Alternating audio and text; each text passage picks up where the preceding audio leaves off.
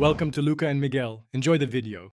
You start by powering off the Vivo and removing the SIM tray. This prevents accidental shorting and keeps the frame accessible. Once done, ground yourself with an ESD strap and organize tools: small Phillips, plastic pry picks, tweezers, magnifier. Make sure to photograph the keyboard area and cable routing before you touch anything because visual references save time when reassembling. You'll also label each screw type in separate compartments so you won't mix lengths later. You heat the rear panel to 40-50 degrees to soften adhesive, then gently pry up the back using plastic picks. Take care not to flex the battery. Once open, disconnect the battery immediately to avoid short circuits. Next, locate and carefully detach the keyboard flex cable, clean any visible corrosion, and inspect the cable and connector under magnification.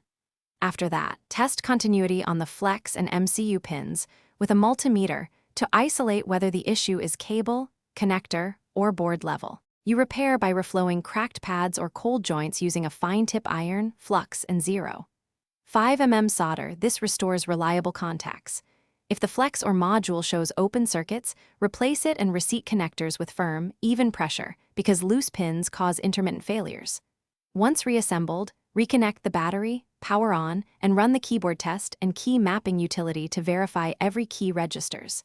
If keys still fail, try cleaning again or swapping a known good module as a troubleshooting step. Thanks for watching and please subscribe. It's the best investment you'll ever make.